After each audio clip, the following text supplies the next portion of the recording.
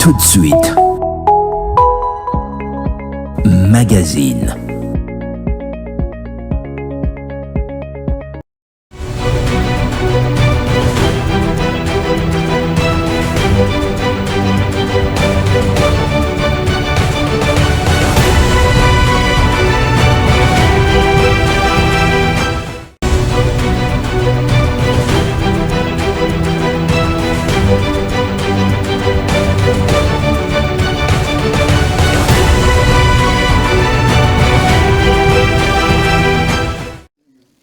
Bien voilà, c'est l'heure, il y a rendez-vous, il y a Peuple Magazine, il y a Banamboka de lundi au vendredi en direct.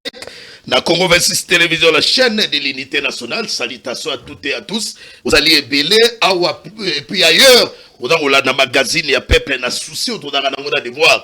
Il y a redevabilité à informer nos populations, vous avez un abisso. Merci pour le respect et la fidélité. Il y a rendez-vous d'analyse et de débat, tout le Congo, rendez-vous d'enquête et d'investigation. Tout le Congo, rendez-vous de la dénonciation, puis rendez-vous d'actualité. L'analyse et débat du jour, très chers téléspectateurs, Lélo, ma cambozale belé à Kolubila. Mais tout poni oyo, parce que ce que tu dit qu'on a nanios, c'est d'aller belé. Bon, Daniel Bumba, il s'est mis sur le que non, déjà, il faut ton foot dans ma cambo, il y a ceux qui vont dire locative et tout ça. On traitait dans le lien population. Moi, je suis victime. Dans le barayango, dans la victime kaka. Na makamu ya appréciation ya dollar et déranger biso ba bayer ba batise na biso mbongo balobi ke dollar ekiti bango ba matise li biso encore bango makambo ya DGRK oyo tant to ba funda makambo ya ba impôt ya ba revenu locatif ndako yo futaka $300 le rôle a 20% yo moko kende ko futa na DGRK bayer a koloba ngam na tindaki yo so conséquence tango kozala nini akomatisa ndako. Il faut qu'on mette à côté la makambo na ndenge ya bien. Parce que les même makambo batien na nzela. Futa vignette, permis de conduire, futa assurance makambo nyonso. Victime na ngopona comme villa $5. Et da ko lié na moto. Talamboka sikeda ko kende. Makambo nyonso so ko tali yango et ça fait mal na mutu. Mais tika to ramasser kaka ba sujet mususu oyo et rebondisi ko senga ke mboka na biso et que de liboso. Na analyse débat du jour, très cher téléspectateur na bina longoli makambo bumba oyo do pesa nga mutu pasi na kemingi na focus na makambo ya 74e édition. Il y a des jeunes nationales de prière oyo et ça les magi na Washington avec la présence du chef de l'État Félix Antoine Tshisekedi et puis autres figures politiques. De qui ke bokonzambo akutana gina ba opposant kuna akutana gina Martin Fayulu akutana gina ba misusu kuna na Washington. Des moments clés où il y a cette visite il y a bokonzambo que d'abord il y a participation à la 74e édition à déjeuner de prière. Oh d'ailleurs que Donald Trump modèle dali ko louer mokonzambo ka Félix Antoine Tshisekedi nanu ngai na tikala ko yokate bana ko kumisa président moko africain bon. Na occupé bateau, bada na pouvoir, bada ko louer ngo babi ba effort diplomatique. Ya mokonzambo ka Félix Antoine Tshisekedi. Mais aussi et dans la qui makambo ya sommet sur les minéraux critiques. Oh mokonzambo ka lobi, biso to na ba ressources na biso, ba minéraux ezali. Mais to na besoin ya paix, to na besoin ya investissement. En retour bino bozo ba minéraux. Yango boyoka ki polémique et oyoka même Fridolin Mouteba. Alors bela ki makambo ke non chef de l'État qui est rebrandé, il y a 99 ans, il y a contrat. Ce qui est solo, ce qui est le kuta, biso to tikali ko mona yango te d'accord parce que na dans accord angwao. Dans la tikali ko mona yango te. Très chers téléspectateurs, toujours na kati ya masolo mokonzambo ka discuter sur makambo ya sécurisation, il y a chaîne d'approvisionnement, il y a minéraux makambo ya cobalt, lithium, na cuivre. O to ebi lelo et dali guerre. Na mon niveau ya monde bozo ka Suisse Chine koto bangonyo se débat dans makambo wana. Autre moment clé mokonzambo ka kede ko kutana na chambre de commerce pour encourager les investisseurs américains baya awa na sol congolais baya ko tchaba entreprise na bakwa. Et puis mokonzambo ka makambo ya rakontaki aussi congrès ba solo la ki makambo ya suivi ya accord de paix. Pona nini bitumba ezaka ko bunda bakuna. Mais oyo nga na sepeli encore très chers téléspectateurs na moment où mokonzambo kadaki na Washington Kagame kuna na kati mboka na ye na rencontre na bango ba solo laka sur le dialogue national kuna na Rwanda alobi que Félix Antoine Tshisekedi azali enfin gâté ya occidentaux. Est-ce que dali ko banga de Kagame adako banga est-ce que chef de l'État Félix Antoine Tshisekedi a tché Kagame à genoux et sali mituna o ba congolais badako mituna par rapport il y a un effort impact il y a un effort diplomatique au chef de l'état Félix Antoine Tshisekedi na réaction ya Kagame na Rwanda et s'il était nanga pe kuna na Goma yemoko kuna lobi vita Aisha donc bitumba esili malgré petolanda qui trompe mais il loyo ata vita na Aisha mais todoka kuna na est continuité d'hostilité bato bataka kokufa yango momoni sujet to retenir pour la bino tolobi yango nini après Washington dialogue ekozala c'est-à-dire toda koluka alternative oyo et comme paix na partie est ya République démocratique du Congo des sujets oyo to retenir yango yo malgré ma réaction dali tellement énorme ma réaction dali ebele na ma réaction oyo toda na yango tolobi Kagame lobi nanga lobi et puis todi kolanda pe awa Jean-Marc Kabound côté na ye makambu ya dialogue à lobby boye soki dialogue ezali inclusif te ye ako participer te après tu yoka ki pas ensemble balobaki mais ça pe na lettre moko oyo Constant Mutamba pesanga Constant Mutamba peut réagir depuis prison centrale ya Makala Constant Mutamba ye pe côté na ye Constant Mutamba pe si ba préalable na ye ba deux préalables si je ne me trompe pas pendant ma cambo il y a dialogue oyo tona ko luka la recherche ya paix yango wana awa na kata planter ko permettre bisoto lobela yango na premier invité dans limona moka patukiaba wa dali au cadre ya nojek Mutamba lobeli makambu ya ba mesure sérieuse il y a des crispations politiques alors il faut exprimer à faveur ya ba opposant na ba leader d'opinion non armé ou bazali victime il y a arrestation arbitraire et puis il y a kolobela emi balé makambu ya garantie sérieuse il y a sécurité et puis na makambu ya confiance tikato dona no mona mboka patukiaba ou azali premier invité hier mais quand on peut ça biso une explication claire par rapport il y a contenu il y a lettre il y a Constant Mutamba très sérieux ya mboka na boka. Merci beaucoup Ndeko Yves d'abord pour l'invitation là yo na sepeli mingi parce que au limboli déjà au panzi penza matière alors na koyebisa yo que na koyebisa ya kongomani que lettre wana ezali très capital parce que au moni pour le moment dans un jeu politique où ils ont na kati ya Congo tout le monde aligné à se retrouver. Or tant que mutu azolinga aya il faut ba condition ezala. Il faut sérieux ezala. Dialogue ezala très sérieux. Ezala checké. Pourquoi? Tout le monde a ba dialogue ebele oyo ya boutisa na rien.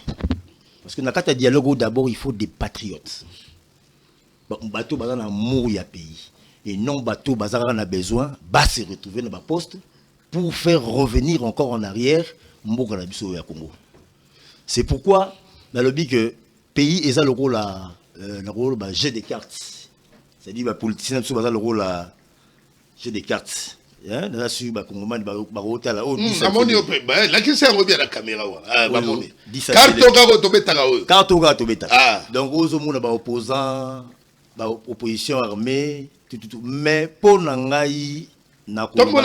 Tomo la caméra mona voilà. Sikoyo politique ma politique ba na jeu de cartes. Ba le jeu de cartes. Nani sikoyo joueur wa da ko beta ba dini. Mais na kolo bango vérité le défenseur du peuple opprimé mutu à côté là. Bana mboka o baza faible. Isa Constant Mutamba, joker. De Constant Mutamba. Donc sans Constant Mutamba, pas de dialogue papa. Tout ça sérieux. Parce que Constant Mutamba, ndé muta défendaka ba valeur il y a peuple.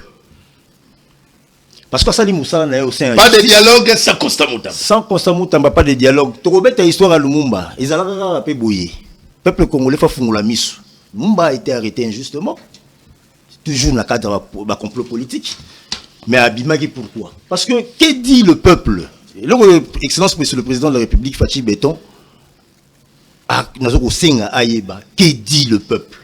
Parce que, opinion nationale, c'est-à-dire le peuple wana bazape na voix bazape na mot à dire na katia ya makambo justement parce que concernant bango alors là on retour il y a paix peuple nde mutu baza concerné bao baza kokufa eza mutamba te eza mutamba te ezali peuple. Alors que dit le peuple? Peuple azana joker na ye o Yaponi, c'est Constant Mutamba qui est en détention injustement. Lobela na no contenu à lettre. Voilà. Contenu à lettre. Bolingo loba nini na kati ya lettre wana. Ma oui, na moni yango da ba tirer belé mais Tiens, lobango en clair en résumé. Bolingo loba nini na kati. Lettre na biso ezali koloba que changement, rupture ya makambo ya mabe pour que tout revenir na makambo ya malamu. Alors quand il y a des détentions, il y a des arrestations arbitraires, pardon. Makambo kotambola malamu te. Je crois que au moni mkondenga lobi wana ya makambo ya justice, ndenge eza équitable te. Quand les gens ne sont pas opposants, bah arrêter injustement. Il faut se retrouver dans le dialogue. Tous les opposants au Bazali arrêtés, les opposants politiques. Et puis on opposants non armés. Non armés. Mais effectivement, là, comment place effectivement, pourquoi? Parce que bateau bazar makila bana mboka oyo ya Congo na maboko na bango. Toko négocier na bango nini. Au moins ceux qui adversaire c'est un choc. A comment faible. Sikoyo bango ba ko senga biso to tcha bango na négociation. Pourquoi? Parce qu'ils sont déjà faibles la minute yo yemoko mukonzi na bango lobi que non guerre naisha ndinga lobi wa guerre ici yemoko ba lobi guerre ici c'est que à monique moyen pour continuer hostilité on est athée. On va négocier avec des gens où babomi plus de 10 millions de personnes. Si on va se retrouver dans le dialogue, la vie à bateau est perdue.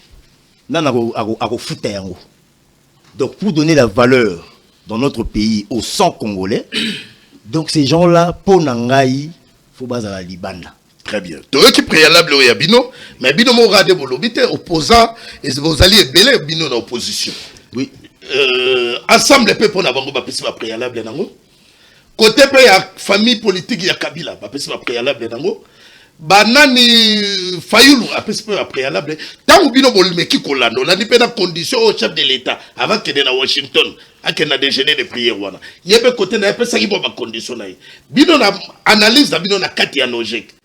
Est-ce que vous avez rejeté Nyoso ya Baro Baloba Bandeko ya Poso Balobi? Et ça important, il faut pas en considération réaction de Bino Tagin Nengani ni Tango Landi réaction pe ya Bapa Yabad de comme sous dans la porte de l'opposition. Là sur ce côté lettre on remona à Komaki Kombo ya opposant sous par exemple Martin Fayoulou et les autres à encourager qui? Parce que baza presque na diapason moko. C'est une opposition. Mais chacun a un objectif, a un point clé au ici à Téléméli. Mais dire vrai que l'opposition armée, avec tout babavure nion so o basal namboka oyo, pour nangai, pour na biso na nojek, tout le monde est important parce que la vie d'un Congolais qui prime. Ce sont les population indigène. Très bien. Et là, on a kagi à motuyo lobia, au lobby que monte dans motaroui comme ma canis naie, mais il y a peu côté d'ailleurs au sali résumé na conclusion. Na kati ya opposition. Opposition vous alliez belé. Mutuna nanga edali. Nane ko yiko certifier ba membre de opposition pour ba so ba préalable nango pour participer dans kati ya dialogue. OK. Parce que tu l'autre évite qui est le leader de l'opposition. Non, il y a opposition radicale, il y a l'opposition républicaine. Na niveau de l'Assemblée nationale, tu évite qui est le leader de l'opposition. Yango nazoko loba que na kati ya opposition batala ba leader batoyo peuple et yo kaka nde bango nde sengeli ba do bango nde ba représentant un peuple tokoza ba opposant mais na kati ya opposition ba traître pe bazali na kati ya opposition ba tumusu pe batamola nani ya ko certifier nani ya boluba c'est le peuple yango na lobi na tuna ki que dit le peuple quand on a dialogue peuple défenseur na ye nani c'est le peuple qui doit choisir leur défenseur.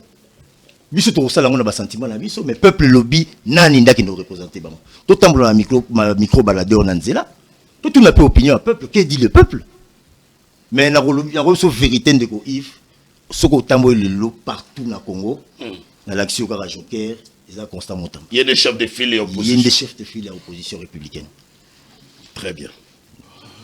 Makamusa olobezali ou bien na kene na ngana continuer mission. Non. Voilà mon dieu ya mutu ya rien que loba yango. Nous avons l'activité dans l'activité le 28 au stade à Vélodrome. Tous les membres de la BISO, la population Oyo, ils ont accompagné BISO pour la lutte. Nous avons l'activité, nous avons informé en calamité vraiment la média et la radio news. Mais le 28, rendez-vous nous alliés avec l'honorable Van Walesa, Van Kabundi Walesa. L'activité, c'est lui le président AI. Hein? C'est lui le président AI que je salue. Honorable Van Walesa.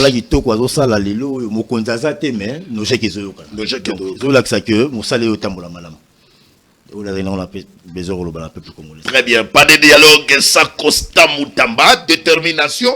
Likamboyo ya dialogue ezali toda koluka kimia, likamboyo ya dialogue toda koluka confiance entre les Congolais. C'est dans ce sens que moi Mboka Patoukiaba ayeki on a moni le belo pour le Congo central. Oui, na le bagara pour le Congo central. Oui. Au moni likambo oyo tozolo ba lettre ya excellence Constant Moutamba et ça pour la justice. Na mona qui réquisitoire et procureur général après la cour de cassation comme là qui assemblée provinciale pour autoriser na moni lelo na kokene ko répondre. Aza déjà. Oui. Na lobby boy. Biso tozana besoin tout monde au clair. Constant Moutamba aza arrêté injustement. Mongwe monana. Mais pourquoi Batouana qui le protège? Qui protège grâce Bilolo? Nana zo protège. Nana simana e mokonza mboko sengela yeba que oyo esala mana misusu faut te yape ba o misusu. Soki bango ba leki na ba mesure o te na ba directive oyo te ba procès oyo ba Constant Moutamba lekeli, c'est que ça deux poids deux mesures. C'est qu'il y a un soutien quelque part. Donc, Moutamba s'est retrouvé dans la prison en réalité. Il faut tout le monde appeler Bilo. Il faut tout le monde aille à Sambi, juge, procureur, Bazawana, juge naïe à répondre à l'acte où ils ont été accusés. Parce qu'ils ont dit Congo central. Congo central, toujours le Bango Bouye. Quand on parle de Congo central, on voit directement Kinshasa. Parce que les provinces sont plus proches de Kinshasa. Alors, population Congo central, tant qu'ils ont déclaré, Mokonzi Ekolo, to yebi makamusu ndenge esalamaka toboyi injustice. Justice soit rendue, la voix du peuple et lobby. Donc esengeli elanama. Toko se référer kaka na makamu ya Constant ya procès Constant Moutamba. Soki yé pas na kati. To na besoin to mona soki rozala na cellule nini, soki rozala wapi, apesa biso au clair na makamu Congo central. Merci mon amboka Patoukiaba. Merci pour la participation. Les lois qui débattent, il fallait attendre à moi mon cœur à début à magazine. Et puis on t'ikabiso. Entre-temps, laissez-moi avancer. Très chers téléspectateurs, avant dans le sujet du jour, le 15 février 2026, parti IDPS. Il y a Etienne Tshisekedi de célébrer 44 ans. Il y a existence nango. Alors, programme Edali Makamou, il y a une messe d'action de grâce et puis une grande manifestation publique est prévue à l'occasion il y a 44 ans il y a parti IDPS na yango na tei rapidement et pas il y a mon amboka Teddy Kachama alors banabiso moi qu'est-ce que lelo IDPS le peuple d'abord baza au pouvoir IDPS baza ko tambusa mboka nini pourquoi na lobeli ba il y a 44 ans IDPS na tei très rapidement très chers téléspectateurs pour vous informer que lelo oyo nangoka oyo tozali koloba ezali na mwana mboka parole kamizelo. Laissez-moi vous informer que lelo déjà mon dit juge naturel na ye oyo tomonaki première akende koko na niveau ya prison centrale ya Makala na kende ko se comparaître oyo toyoki ba révélation ya lobeli. Alors puisque ça fait débat, il y a un côté de que non, ma vidéo, tout le monde qui, malgré le dossier, et là d'abord, dans le niveau de la justice, on ne peut pas émettre les commentaires, mais laissez-moi vous dire que, Toyoki quand même, parce que l'audience est dans le public, médiatisé d'ailleurs, tout le monde a une image, oh, il y a mon côté naïe, azali kolobake, même une image, oh, tout le monde qui a un niveau, il y a Conseil national de cyberdéfense, bah, tchaki mundu qui a valu bamakambuana. Est-ce que les autres, il dépêche 44 ans, babomi démocratie, après le départ, la mort, yes, fait, Etienne Tshisekedi, moi, Namboka, Teddy Kachama, très heureux, merci mingi, ndeko Yves, na sepeli mingi, na PCP bako débatteur mbote. J'espère bien que le débat vous allez bien. Mais nalinga ina pesa kamwa remarque amuke na ndeko nanga ya nojek o ya otayi koleka awa bango basimaki ministère ya justice, il faut baye baka ndenge ya communiquer, ce n'est pas du tout bien ya koyaka koloba ke procès ezalaki boye, ce n'est pas bon, hein? Il faut être un homme d'État, il faut accepter, il faut koloba il y a eu des erreurs. Balobi te soki mbongo emonanaki, c'est-à-dire que ozalaki na yo coupable était ba juge batalisi, il y a eu des problèmes, baluka moyen ya moyen à bien communiquer. Très bien. Toké malamoko la 44 à IDPS. Est-ce que les lots démocratie ça ka tant de ko tala les lots procès à otala yi procès à Kabizelo.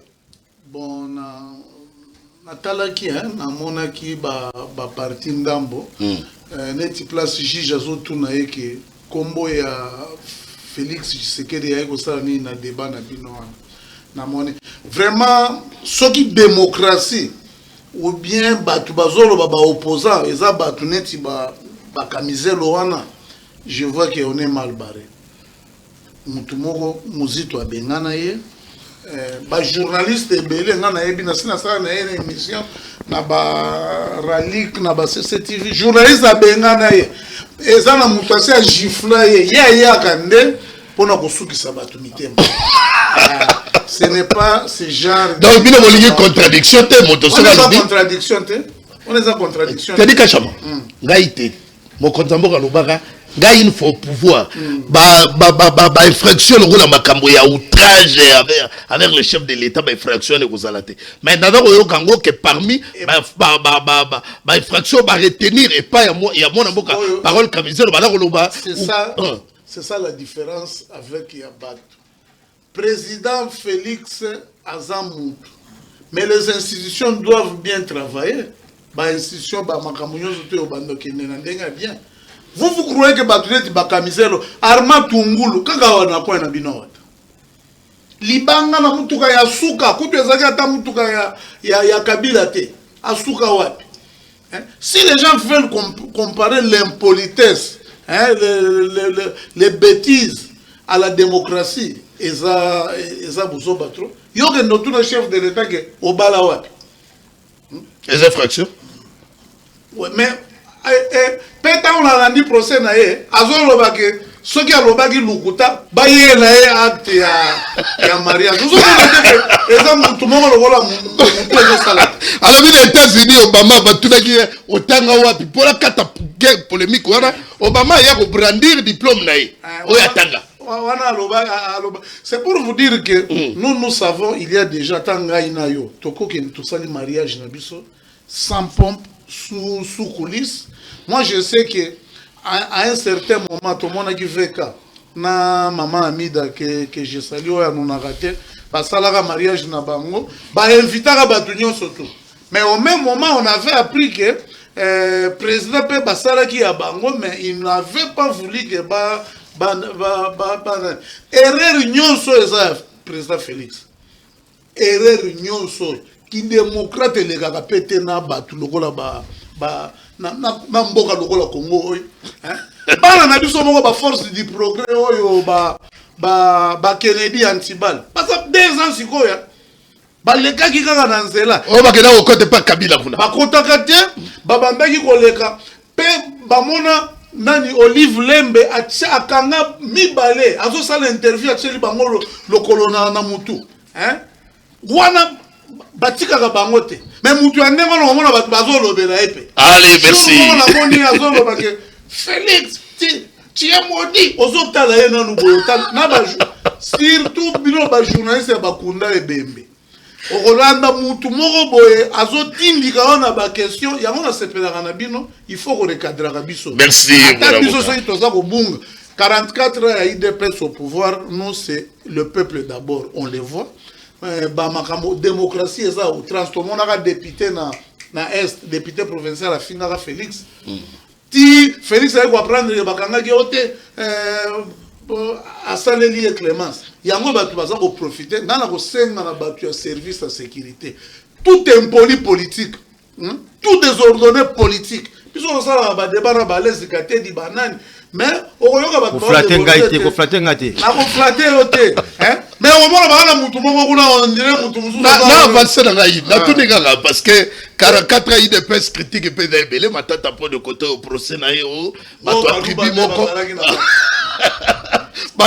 Banda na chef inspecteur Muluba. Bat kene na kuna na audience na cour constitutionnelle Muluba. Alors c'est très compliqué. Masangu balia ki kuna na bukangalozo nani mboka ya baluba. C'est-à-dire, nous surtout, allez, on avance. Très bien, très chers téléspectateurs. Laissez-moi vous informer que dossier de la justice, il y a parole Kamizelo, connu sous les noms.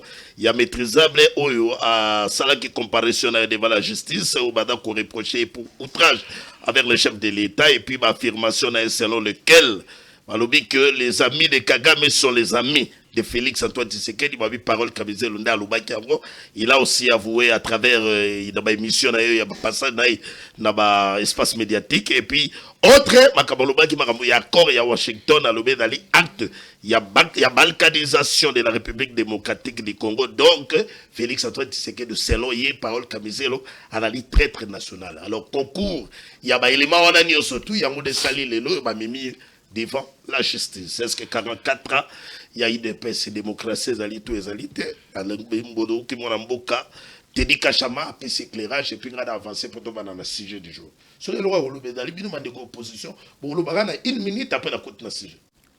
Très heureux, on a dit opposition. Merci, Tata Mopandi Sango, Yves Luamba, pour na biso na plateau na yo, mais malobé ko zangate. Parce que yo zui ka bobele moko kalioko oyo zui ya Kamizelo na lobeli pe ya matata bon na yango pe bien entendu mais namoni omoni ndeni kashama angwanzami na likambo ya Kamizelo. J'avoue ici que ayebi Kamizelo parce qu'il est arrivé des moments où tono kabula plateau ngai na Kamizelo côté moko kumba ko équipier et yepe na bande comme susu na mopanzi. C'est vrai.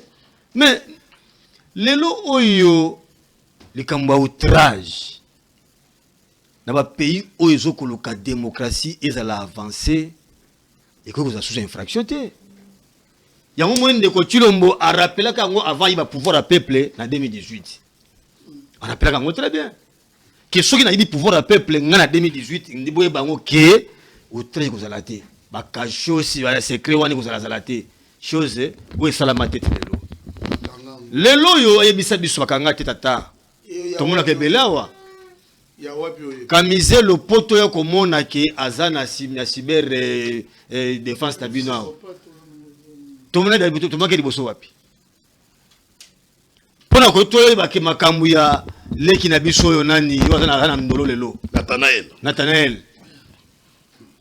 Ezalaka no ba juyo kei destination inconnue. Yo mona bazolandisa nani oyo Shadari. Moi si bazolandisa endeli couper kolandisa. Na bakisi. Bo lokuta moto nanda ku ya kokanga hermétiquement fermé bo buki. Bo landi moto tina chambre. Presque na tenue d'Adam. Bo misa moto wapi dignité humaine. Olandi motolokola Kamizelo koloba. Oui, il avait raison. Tangu batwake ko sala ko je ko yemba ke nana tangate. Ana diplôme te asa diplôme ko salisa. Mais Obama olia kanga batowana. Il a démontré aux gens que moi j'ai étudié. Il y a des palmarès qui démontrent que dans un parcours scolaire. Mais Obama a eu clameur public, mais il a lié mon conseil. Non. Non, il a appelé mariage pour relaxer Kamizelo. Non.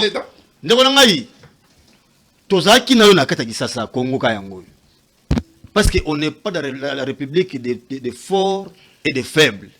Loi est applicable dans moto nyoso, peu importe son rang. Papa Etienne, vous voulez nous dire que Kabila n'était pas une institution? C'était qui? Ezaki Wapi? Na Kongote? Mais oui. Na Kangaye. Un grand leader de l'opposition. Quelle était la période, monsieur? parce que vous avez été. Vous avez été. donc, Monsieur, je t'informe que tu n'étais pas avec. Na histoire. Non, je ne te vois même pas dans ça. Ok. Ok. Vous avez dit, ma banque. Il faut éviter ça. Il faut éviter ça. Il faut éviter Papa, tu l'as dit ça. Vous comprenez? Non, il n'était pas, il s'intéresse pas dans la politique. Parce que c'est pour vous dire quoi? Le loyo boye, les kamotali outrage, ça n'a plus sa place dans le combat de démocratie autour du yango. Très bien. Le Kamizelo a fingate. Alobaki oyane komona. C'est ça qu'il fallait qu'on accède le contraire. Merci. Tengana ko loba ngote, ya lobi. On a lobaka. Yo loba ngote. Oyo po loba loba ngote. Allez, merci. Donc c'est pour vous dire que le message est passé. Autant d'années autant que la IDPS. Bah yako la biso en réalité que bah yaki pour la démocratie. Très bien. Merci mon ami. Biso que en réalité la tyrannie, c'est avec eux. Allez, merci.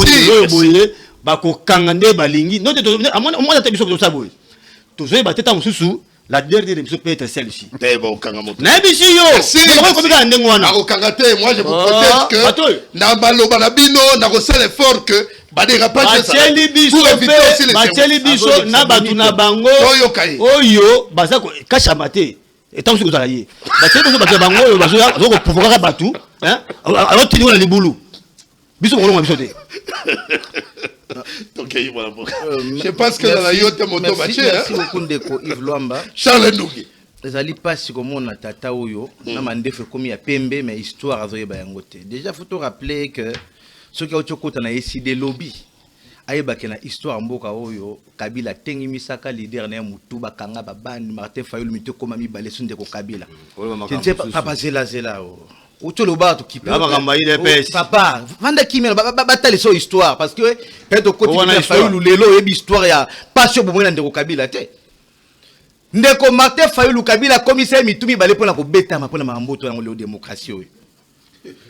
Sundeko Joseph Kabila Kabange bakenda kotumba même permanence à IDPS na éviter à l'époque ceux qui ozalaki je ne sais pas ce qui wapi on éviter comment est-ce que opposant mboko ba on dirait sous Joseph Kabila Kabange on éviter comment est-ce que Ndeko Kalev Mouton a torturé ba congolais sous Ndeko Joseph Kabila Kabange pourquoi les opposants na mesure ya koloba te ko dénoncer Kabila Salabiso ba opposant to bunda na elelo mais vous va mboter pas là papa Bozan les sorts de morale.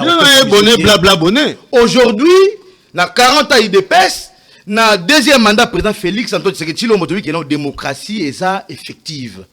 Les lois liberté d'expression et ça garantie. Na période de Kabila ndeko langa zikate dans la bémission ça la gano aussi ça peut être son yoke moi na okuta basu mama. Tant on doit style ça ga basu yoke. Moi je suis chrétien. Papa zela. Moi je suis chrétien. Ko déranger nga été. Mais les Lovandi, vous avez un costume, vous avez un manette. Santé personne, vous souffrez de Tshilombo.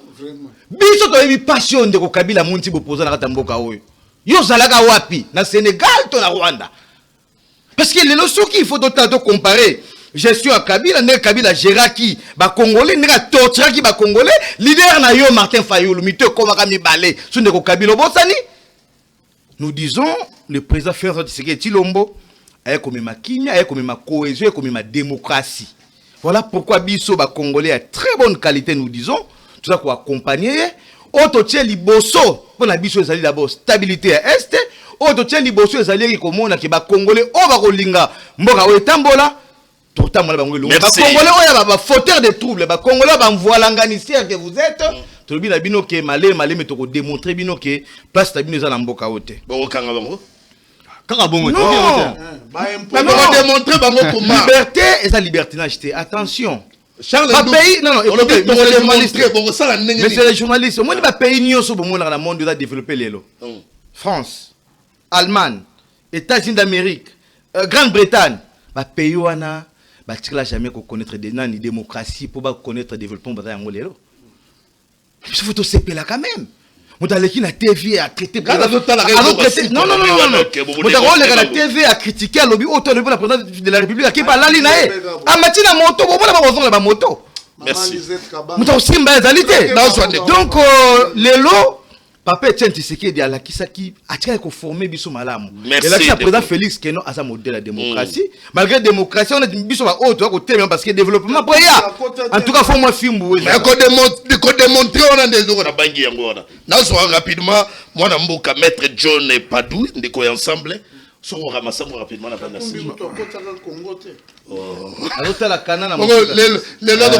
D'abord, s'il faut commencer, ils ont souhaité Bango bon anniversaire. Bon anniversaire, on a 44 ans à Bango. Mais ils ont le moment où ça la moins rétrospection, il y a état de droit au Bango Bavantaka. Parce que les lots, ils ont une illustration légion sur les droits fondamentaux. Il y a des citoyens congolais. Vous imaginez que, par exemple, mon problème n'est pas sur le plan des fonds, ce qui est là qui est infraction ou pas. Mais c'est déjà sur le plan et à procédure. Qu'est-ce qui exige la loi, ce qui doit commettre forfait, soit ça le mauvais coup. Est-ce qu'on l'enlève, on le met dans un cadre où vous avez un accès à l'avocat n'a été autant de jours. Alors que Moubeko lobby et non PJ retient pour 48 heures, le reste de l'état de prolongation a autorisation et pas à procureur de la République pour qu'il a continué à construire. Dans l'entretemps, à cause d'accès à l'avocat, c'est justement le dérapage on a démontré que l'état de droit est ça. Ceux qui vont dégonner IDPS revenir sur les principes fondamentaux où ils ont respecté. Vanter que liberté d'expression est sous mandat na bango non. La liberté d'expression c'est un droit qui est forcé même à l'époque l'IDPS et d'autres partis et chacun s'exprimait convenablement. Alors si qui est là, Bandegonabi sur IDPS, ça a référence que non, la fois passée, mandat passé, Ezalaki Bozalaki, non, voter bien pour la référence à mandat passé, voter bien parce que vous êtes venu avec un programme. Au Batubandimi. Alors, soit pour la bino référence, sous Kabila Ezalaki, au Kaleva Salaki, ainsi de suite. Donc, c'est ça, vous voulez nous dire que, vous voulez nous dire que, on a l'enfant d'année sur bino bolobi. Premier cours d'histoire. Alors, ce qui fait que aujourd'hui les références, c'est justement que ça la Kabila Salaki parce que bazo imité. C'est quand même assez rétrogradant que bison à niveau et à boé tout ça là. Nous disons il faut respecter la loi, mais qui doit respecter la loi? C'est tout le monde. Même le président de la République, il n'a pas le droit de violer la loi parce que la Constitution nous dit même que le président de la République peut être interpellé, peut être arrêté. Mais il y a des procédures qui sont pour ça. Et puis ici, il faut nous aider. Il faut vraiment aider Bissot à comprendre que lorsqu'on parle du président de la République, on ne parle pas de l'individu. On parle de l'institution. Et il est reconnu à l'opposition, ce Tanguy loi sur statut opposition, ils ont pour mission, entre autres, de critiquer la gouvernance du pays. Quand ça ne marche pas, ça ne marche pas. Je n'encourage pas que tous là, sur des individus, en train de tirer sur la vie privée. Non, mais nous disons, modèle pouvoir qui est à majorité pouvoir et IDPS, pouvoir ils ont même, ça ne démontre pas que l'état de droit est respecté. Parce que bango moko bazo violé ango. Bango moko bazo respecté. Bango moko bazo encouragé que ba on leve bateau. Ils ont fait une publicité. Ce n'est pas normal. C'est-à-dire que moi, si je commets un forfait, il y a un mandat d'amener, il y a une invitation, il y a un mandat d'arrêt que vous pouvez établir convenablement et j'ai droit à avoir mes avocats. Très bien. J'en profite pour parce que, bon, en tout cas, profitez de l'occasion parce que le pays nous appartient tous. Vous êtes un fait privé. Profitez de l'occasion. Dérapage côté Bokei et à côté Merci, maître John Padou. Au moment qu'à côté, à l'objet trop bien. C'est-à-dire, il a été. Ceux qui montent en salle, dérapage. Oui, bon interpeller, mais respecter les procédures. C'est-à-dire dignité humaine, et ça là. Mais ça t'est que mon toit qui enlèvement, oh non, il se retrouve dans l'installation, il y a cyber, défense et tout ça. Et puis, il va exiger à 5 pardon, la caméra. Bah, comme qu'on soit vidéo, oh non, ne pas ma casse.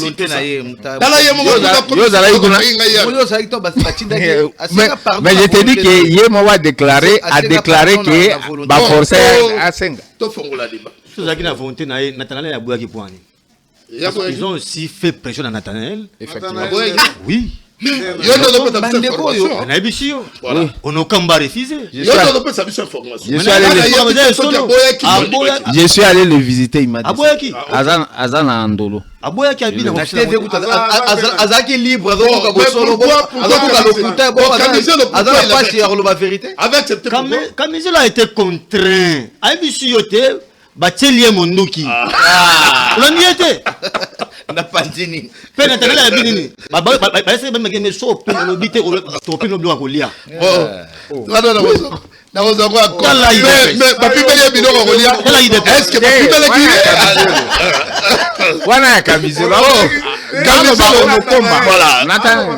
Bon, Gaï na kozwango a compte tenir surtout parce que nayebi que ba installation wana moto asepelaka na pasi yo ezaka kuna azalite. La réalité peut se révéler. Est-ce que c'est vrai? Est-ce que c'est une fausse information? Donc, tu tiki yango kaka. Et puis, comme le dossier est au niveau de la justice, ça vous s'en est. Allez, on va avancer rapidement. Tu as photo chef de l'État, au Tchèque Kagame Mopanzi, chef de l'État, il a failli. Sola kuna Washington. Sola il a opposant. Na okibe rube wazaki kuna na Washington. Sola vita naisha. Gate munalobi yango nanga.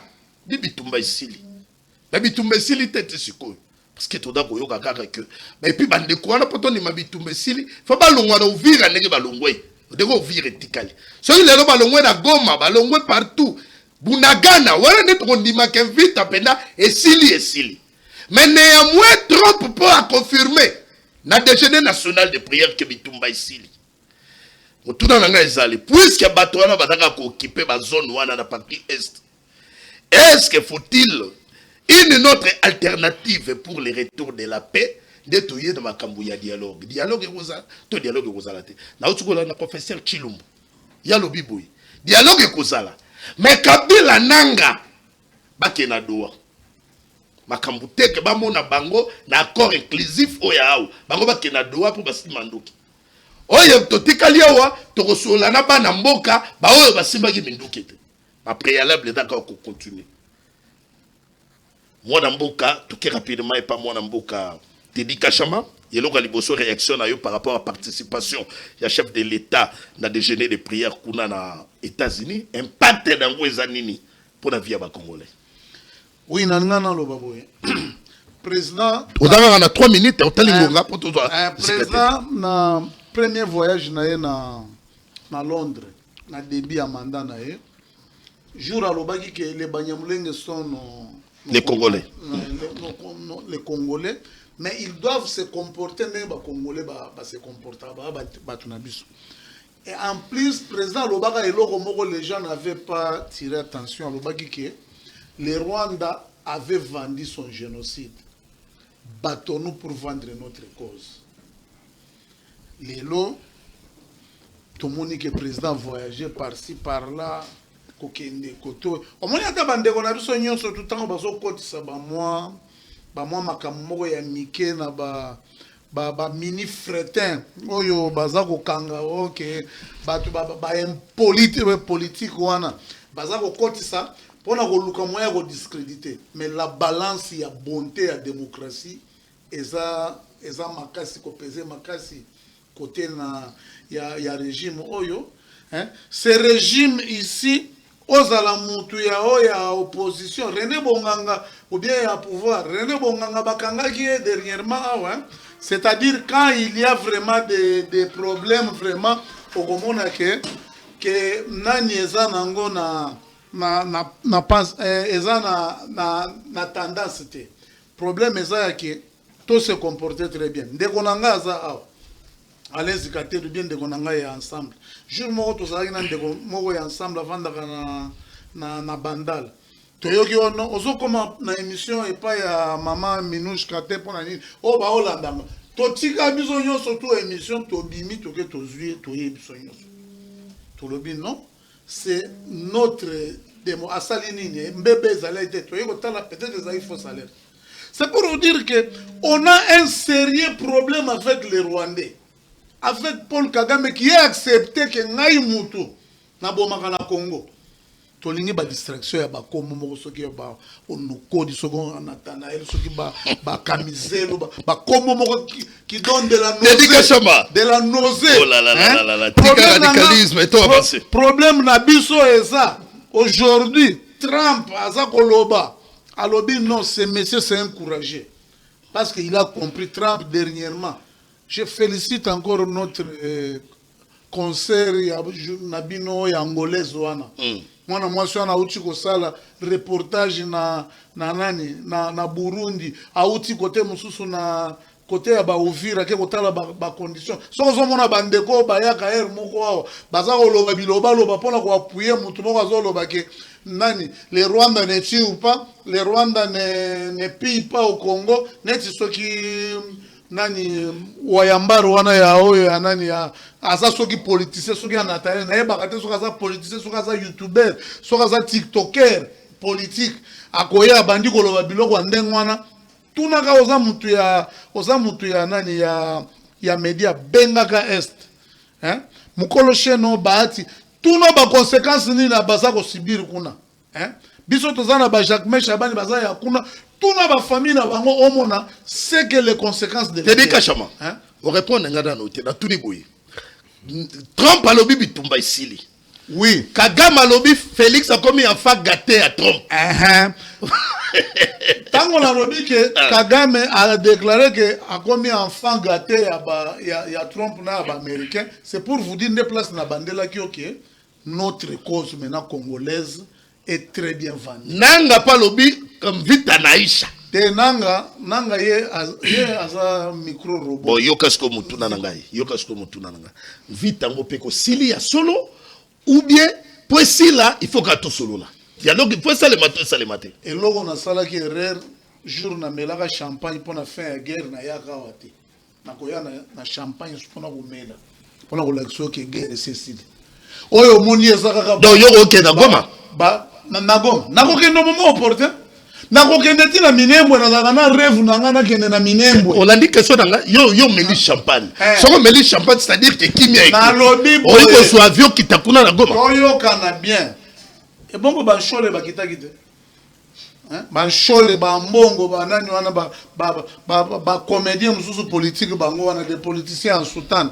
hein ba kitaki kuna te qu'est-ce qui empêche c'est chez nous au Congo au moment opportun on est en train d'arranger semaine passée équipe munene ekendeki na Uvira bakiti ba komiti ba baraka au moins ba ville nyonso ça kozala libéré c'est pour vous dire que c'est que les Américains nous avons signé avec eux biso toza lokola ba parti ya Bakatumbi te OK ozabandi ko funda mboka mobimba oh non yebisanga neti mutu neti Katumbi na poto aza na conditionné très bien aza exilé aza au consommer problème ya moteur eza koloba ke guerre esi esili nanga lakaki biso ke le 30 juin akozala na Kinshasa akomate abandi kolobela batu ke au développement donc tina ya dialogue nano na bananga wana ezati bango bakende bango bakende doa voilà biso kutu dialogue pe Fayulu nous le mettons en garde soki azo kutana na président pour asengela basango to mona lokola ke parce que chole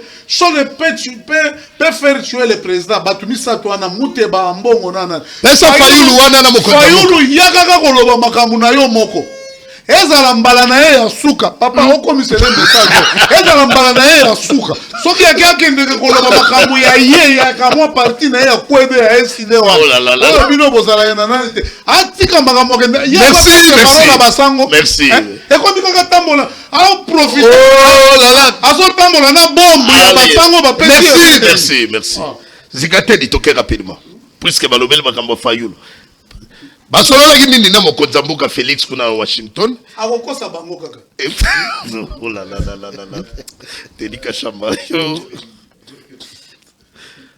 vita isilité to ezoseka kaka dialogue ndenge bino bodo baka badana trois acteurs en conflit OK siko o pexana na ba vérité point nazo ngaba ba siko pexana point kama pekisio cha Fayulu na mokonzi mboka basolola ki nini bodo informé na yeba kike minute nous opesier On peut essayer 8 minutes. Hein. Ah, lobby a télé. 4 minutes.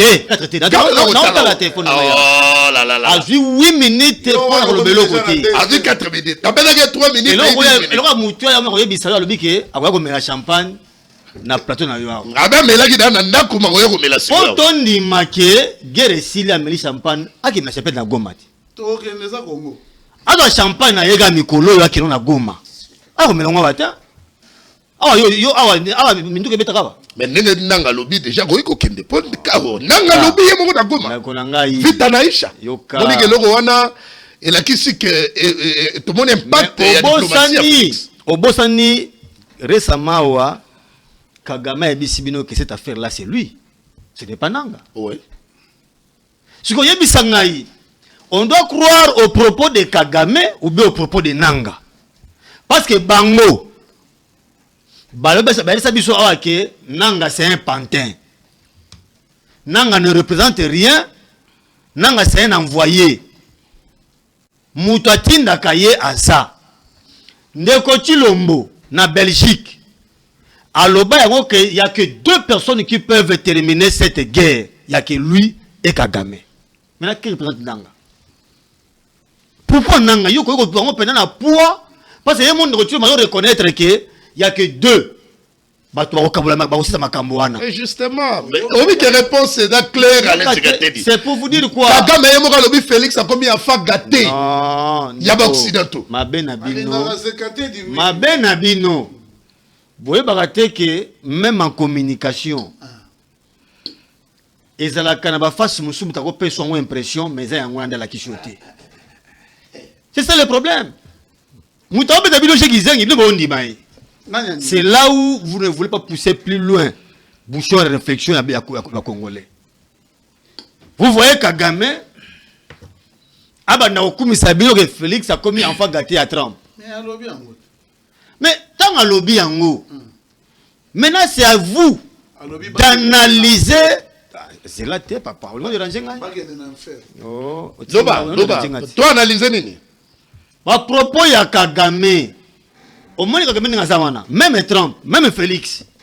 Il y a un moment soit à chaque fois soit Félix à lobby. Nakati ya ngambu ya Kagame, bakota na labo, bakomi analyser à propos. C'est ce qui manque maintenant avec nos frères. Tant que Kagame lobby ne ko essayer ko zo maloba na ye, woni otala ngona ba contexte dango nyoso. Bako baloba ko bina suka Kagame sili. Mais ndeko na ngai. Tant que le baba que la guerre est finie. En réalité, pour Congolais ndi ma que guerre est sili. Et c'est depuis Obazaki na Uvira, ti Bunagana, tout le monde a couleur mon côté ya Tenia, Rwandais. C'est ça la fin de la guerre. Lelo otozali oyebi yango malamu ke Kashama akoki kofoule makolo na ye na Goma te na Bukavu te. Ti lelo otozoloba ba frontière na biso côté wana kuna yali sécuriser et pas ya bato bazali bango ba armée rwandaise. Yo yebisa nga guerre sili ndengeni. De ton ndimo kana munoko boye guerre sili. Soki guerre sili pourquoi ba otinda Nanga, Bissimwa et autres qui ont pris les armes na Doha. Parce que guerre sili. Toi dans les maloba wana kitoko. Guerre sili ba ba sa nini et pourquoi encore il y aura des pourparlers à Doha?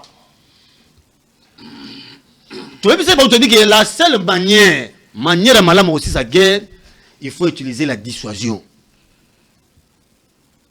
Bon balingo ka biso bongote. Na ebisi yo mboka ni subobotoli. Tetanga za tata mi balé to bobo de ko mboka ni. Dans lobby. C'est pour vous dire quoi? De konangai. Lelo oyo solution malamu. Na mo olaksa président Fayulu kuna. Tia photo wana s'il vous plaît Valdi. Motoko effectivement il y a eu échange entre Ndeko Chilombo na Ndeko Félix. Na Martin Folbadi dit le commandant du peuple. Basololi ezaki na invitation à bateau a bengaki bango. Oui. Ba oti ya likamwande ba bengi ba beke sengeli to subo solola. Basololi nini? Basololi boyi.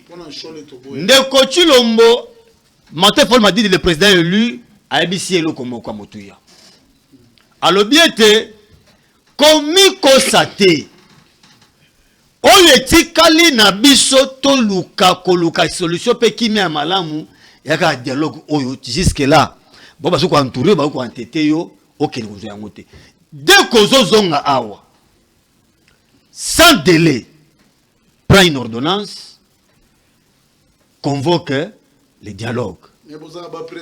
Dialogue wana facilitation et pesa yo pas cité. Et ça la dialogue y a ba congolais n'exclut personne. Et c'est clairement n'exclut personne.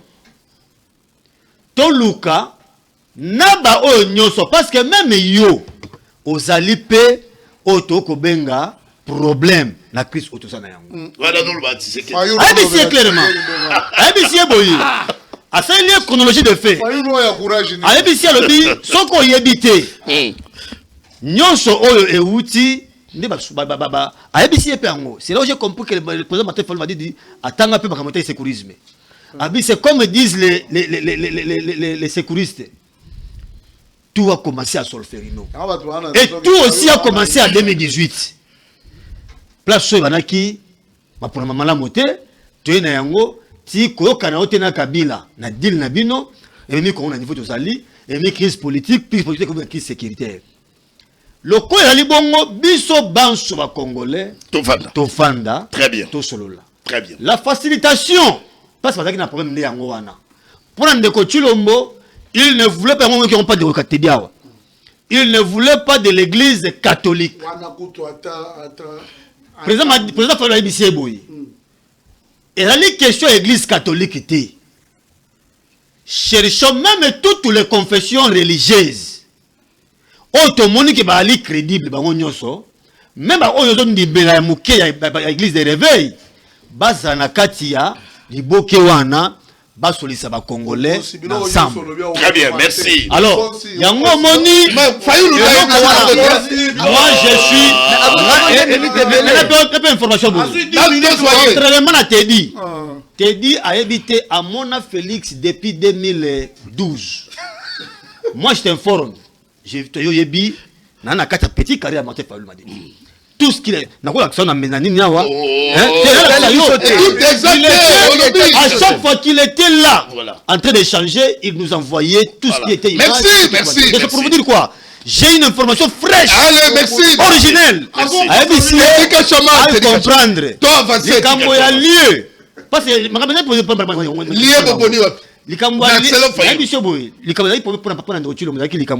na facilitateur. Il va lever 10 minutes. Tu n'as pas l'information, monsieur. Calme-toi. Oui, lié wapi. ABC boy, lié ngana na pomba liété. Elle a qui ça. Elle a libéré qui ça. Mais nous voulons que les Congolais se mettent autour d'une table. Merci Koloba. Et la facilitation n'est pas tout le monde à l'aise. Tout ce monde en boka Charles Ndou. Charles Ndou, ce qui est tiki à l'oba, c'est que 10 minutes. Là, on va parler de cette information. Il y a pas ça une information. Fayulu à l'obi. Yo kutana na chef de l'État. Alors yo kutana na chef de l'État pour faire ton contrat. What? Oya kala zula sabilo zula ya kala misa ya kala. Ana président. Ya kala. Tozala ndungi. Merci Ndeko Iblova Ndeko to déranger ko te tika biso to loba. On Congolais mauvaise qualité. Ensuite temps ebele tika to ya to balema. Déjà Ndeko nangai zikate di na to loba Ndeko Fayulu na ebité. To kolinga to mona sanction Ndeko soki émission esili bandeko eside. Parce que mamazo lobondi awuti na ngona ndaku na ye na ngazo porte la Fayulu rambo Fayulu lobi na été. Parce que eside za na porte-parole lango. Ndeko ba propos ko tenir wa ko balisa Ndeko Martin Fayulu na bita yango wapi. Ce qui parti wana eza vraiment parti oyo. Eza vraiment parti oyo ba ko temela indiscipline na boy Ndeko na retour to mona kaza la sanctionner. Bon, tokei d'abord na makambo uti ko leka mingi guerre na isha biloko ebele uti ko loba mawa. Ndeko na ngai lelo président Félix Antoine Tshisekedi Tshilombo a commis Kagame garçon de course. Kagame lola komi mwana bitinda komi pleurnichard. Kagame otoyeba sunde ko Kabila Kabange le tout puissant Paul Kagame. Allez libiso bomel biso ndeko Joseph Kabila ni président nani Mzee Laurent Désiré Kabila. Ndeko Kagame acheli biso garçon de course na ye Joseph Kabila Kabange. Kagame amoni azwi baba généraux na ye atondisi achela biso chef d'état-major général ya forces armées en Mboko. Ba service nyonso Kagame banda kozala a infiltrer biso ba service. Kagame moto yo akomaki pomba moto na mboka na za cuivre te, ana cobalt te, azana nani na or te, le premier producteur. Na période autour de Kabila qui président de la République. Mais aujourd'hui Kagame a commis moto ya kolela. Ezali diplomatie agissante. Le chef de l'État a bandi ba voyage kili. Bandeko yo ba betela kandeko Fayulu Bambunda, bandeko ba tela ka sirage na chaussure. Babenga ye Congo Airways. Mutatika voyage na défaut. Moto ala la kate. Moto ya kenda ka sepela aza jouisseur, moto alingi bomengo. Mais président Félix aloba la biso que non.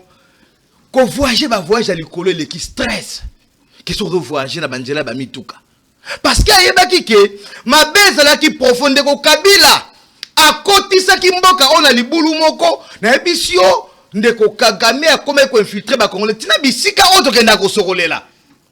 Président Félix le diplomatie sali Kagame le komi kolela lobi que non Tshisekedi c'est un garçon quoi gâté, fils gâté tout ça. Non. Parce que ndeko Fayulu ndeko nani Kagame azali ne sika ko kimela lisusu te. Ndeko faire le tseke tshilomba ki kotalisa na face du monde que ndeko oyo lo kazo bena ba Congolais ali que non ba mine richesse on ba pesi biso. Mais soki ndeko Kagame aza commissionnaire au fait ko tela ba américain matière première oya biso ba Congolais faut abomelango ba tumba ba abomelango ba Congolais dozo compter plus de 10 millions de morts. Pona momengo richesse on ba pesa biso. Alors non, gouverner c'est prévoir.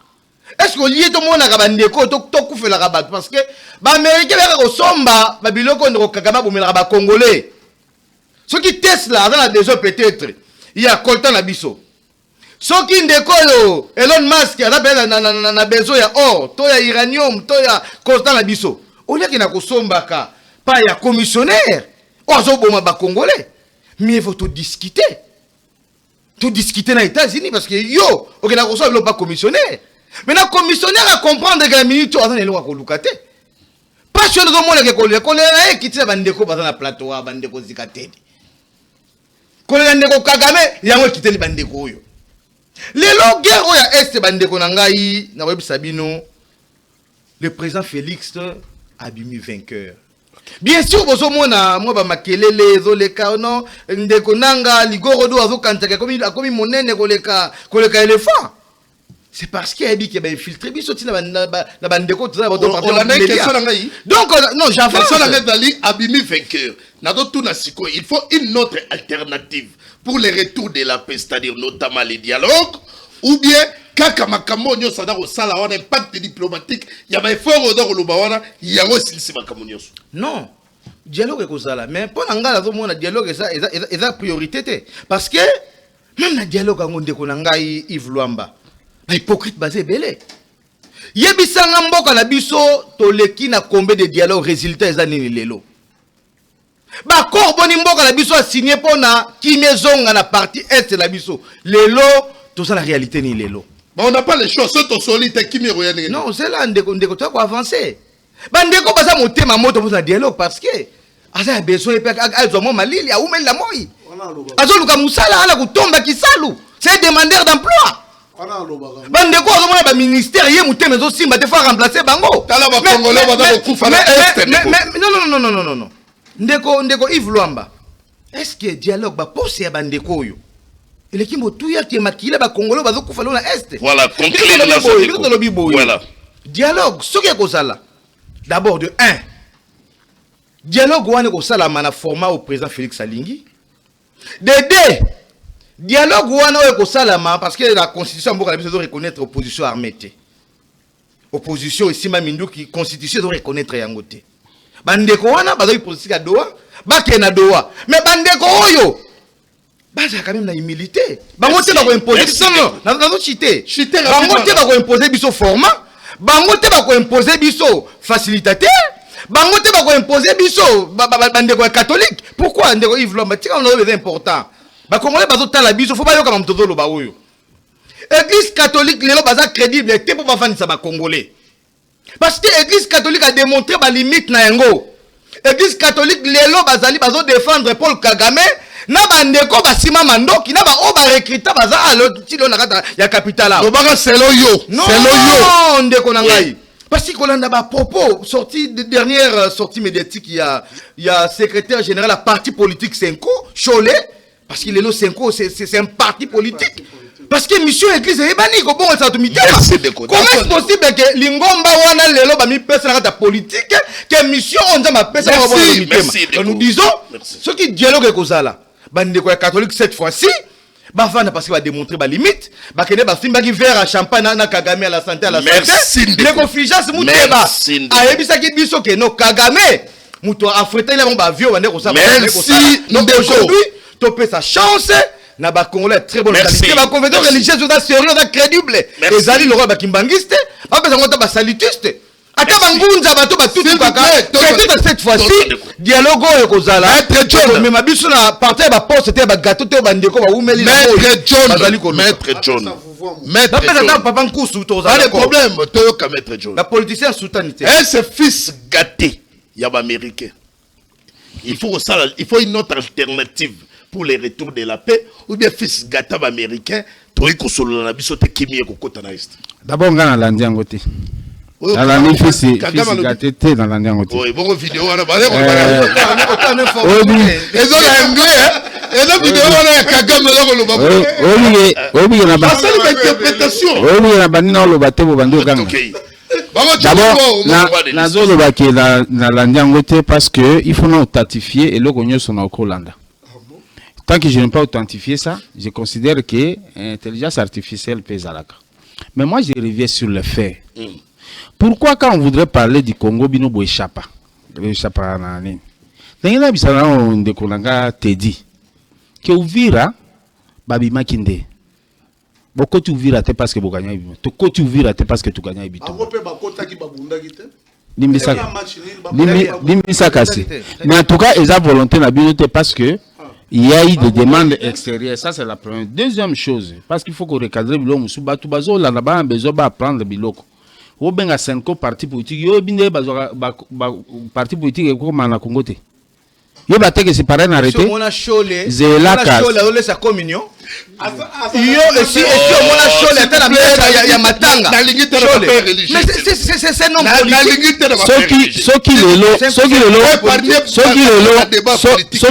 Mais bango ba compte la politique. Il a la parole. On épargner 5 côtés parce que c'est un parti politique. Va démontrer à la face du monde que ba parti politique ba combattre. Moussa na zaka jité boy. So ba oyi bisendenge il faut ezala. Tuna ministre intérieur ndenge parti et comme ka parti politique. Atuna donc Senko eza parti politique c'est important ko lisango bana tenandako. Attention. Troisième chose c'est que ce qui dialogue kozala. Au rêve dialogue kozala. Et puis posa parti. Majorité union so président lobaki a lobby comme président à union sacrée. C'est sa position parce qu'il s'agit d'un dialogue. Un dialogue lingo lobani. Boza différent. Dialogue les années tout ça beau. Oui. Et c'est la facilitation qui fait justement, excusez-moi de répéter, la facilitation des choses. Donc il y a un modérateur. Pourquoi Jean-Marc Kaboun a sali sortie médiatique? Alors que ceux qui Bakabila va quotité, il n'y a pas participer. Ça fait partie de la position à partir naïe. Pourquoi vous pouvez interdire à Kaboun de réfléchir tel qu'il réfléchit? Et sa position naïe, partie d'un lobby pour Nabiso. Il ne faut pas d'abord voir l'individu. C'est toute une organisation. C'est toute une organisation. Non, attention. Nous parlons de dialogue. Yozan de quoi il dépasse, je crois qu'il faut respecter Kaboun. Parce qu'aujourd'hui, c'est un assiette. Il y a des permis de sous mandat naïe comme secrétaire général de Bozu, président de la République. C'est sous son mandat qu'il y a un premier président. Vous ne pouvez pas le retirer, ce privilège. asala te mais mandat na ende permettre que il dépasse le loba du président yo zala inat aza na poids politique te tikanga na répondre na ba question ya bien batu bazana bezo bala na makambo na loba ya kitoko alors alors loba ya kitoko bango ba loba non akende doit le dialogue doit être inclusif qui pleuve bokanga data lelo tokozabi sonyo sona dialogue na bino kanga data lelo batu nyonso bakozala na ba moboya d'abord to message na binoti oui ça biso nini pas de dialogue pas avec les partenaires tout ça bozana droit maître Padou na format rouge je ne peux pas me mettre avec Kagame na format nini ya dialogue format nini précisément na format nini pourquoi je suis journaliste non on a posé une question yo zala calme na pe son format oyo kiteke Fayulu basuba kutana na chef de l'état basololi mais bakoluka solution mais pourquoi attends Tshisekedi Tshilombo azanani a président de la République justement Fayulu aza opposé oui est-ce que Tshisekedi est président de Fayulu comme président de la République oui nous sommes opposés bien que tu soutenir le programme gouvernemental bien que tu est-ce que bon président nanongati alors pourquoi il faut que tout la question ndeko tout la question pourquoi tu as le dialogue pourquoi les lots Congo ils ont un dialogue bino kutu olobi lelo na toko lobi o changer to ebi bino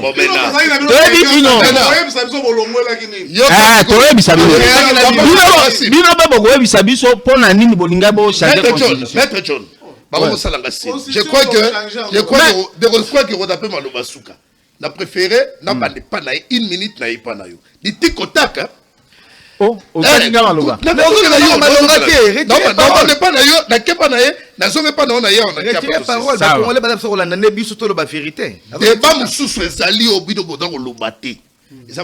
chef de l'état bango pe bato panda nango so etoke na dialogue mandat chef de l'état il faut ça la prolonger que pensez-vous tobani pas non problème eza ya makasi eza papa na cha $100 tozalaka na zikate soki babimiseli ngai image moko oyo shole azoteya napesa no ti lelo ata moto moko aye shole aza moto barécupéra pire vie na ye mosengo amema ye atikele testament ya kobundisa ile pesa problème toza nango mosusu eza oyo yake nani omoni Fayulu aolexela bino yo ozalaki député yo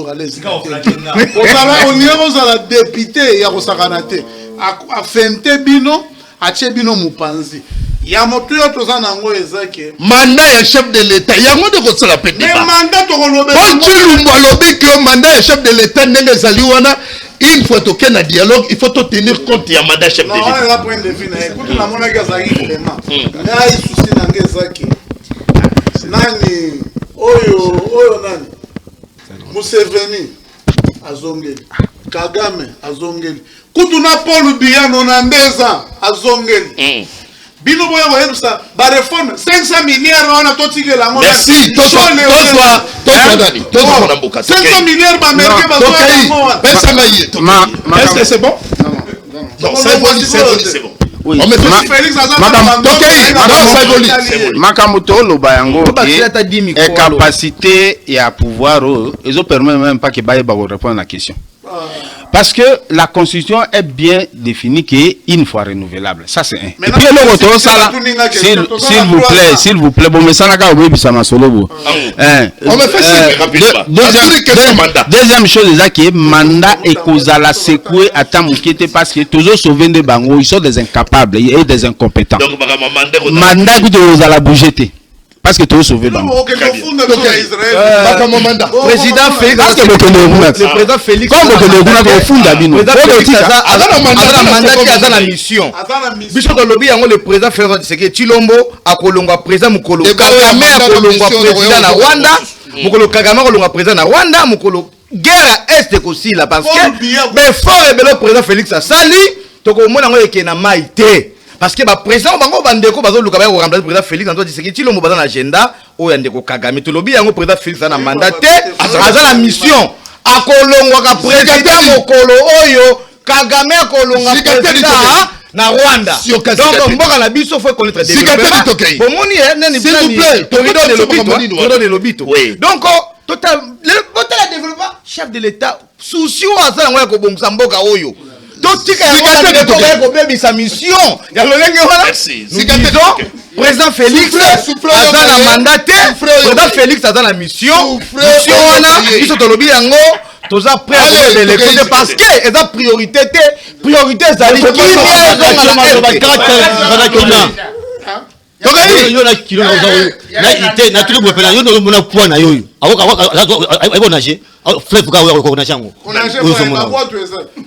ezali pression pena makasi population tolobi yango élection ezali azali na mandat azali na mission ya liboso ko pacifier mission misatu ti Kagame